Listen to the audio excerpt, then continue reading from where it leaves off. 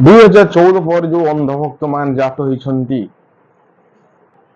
ତାଙ୍କ ବିଶ୍ୱଗୁରୁଙ୍କ କହିବା ଅନୁସାରେ ମହାତ୍ମା ଗାନ୍ଧୀଙ୍କ ଠାରୁ ଆହୁରି ବି ଦେଶଭକ୍ତ ନାଥୁରାମ ଗଡସେ, ସାବରକର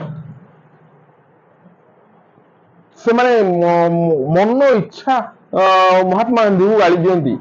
ତାଙ୍କର ସବୁ ନକଲି ଫଟୋ ଭାଇରାଲ କରନ୍ତି ଯେ ମହାତ୍ମା ଗାନ୍ଧୀ ଇଏ କରିଦେଲେ, ସିଏ କରିଦେଲେ, ସିଏ କରିଦେଲେ। ଆଉ ନାଥୁରାମ ଗଡସେ ମହାତ୍ମା ଗାନ୍ଧୀଙ୍କୁ ମାରିଦେଲେ, ବହୁତ ବଡ ଦେଶଭକ୍ତ। ଆଉ ସାବରକର ତାଠୁ ଆହୁରି ବଡ ଦେଶଭକ୍ତ। ଆରେ ଗଧ, ଆରେ ମୂର୍ଖ, କଣ ଦେଖିଲ? G20 ସମ୍ମିଳନୀରେ ଯୋଉ 30ଟି ଦେଶର ପ୍ରଧାନମନ୍ତ୍ରୀ, ରାଷ୍ଟ୍ରପତି ସବୁ ଆସିଥିଲେ ଇଣ୍ଡିଆ, ତୁମ ବିଶ୍ୱଗୁରୁ ତାଙ୍କୁ ନେଇ ଯାଇଥିଲେ ମହାତ୍ମା ଗାନ୍ଧୀଙ୍କ ସମାଧି ସ୍ଥଳକୁ। କାହିଁ କୋଶ୍ଚିନ୍ କଲନି ତମ ବିଶ୍ୱଗୁରୁଙ୍କୁ? ବିଶ୍ୱଗୁରୁ ଆଉ ତମେ ତ କହୁଥିଲ ତାଙ୍କଠୁ ମହାତ୍ମା ଗାନ୍ଧୀଙ୍କ ଠାରୁ ବଳିକିରି ରାଷ୍ଟ୍ର ଭକ୍ତ ହଉଛନ୍ତି ନାଥୁରାମ ଗଡସେ ଆଉ ସାବରକର।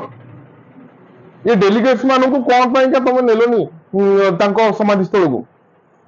ନାଥୁରାମ ଗଡସେଙ୍କ ସମାଧି ସ୍ଥଳକୁ ନେଇଥାନ୍ତ, ଗଡସେ ସମାଧି ସ୍ଥଳକୁ ନେଇଥାନ୍ତ, ସାବରକରଙ୍କ ସମାଧି ସ୍ଥଳକୁ ନେଇଥାନ୍ତ।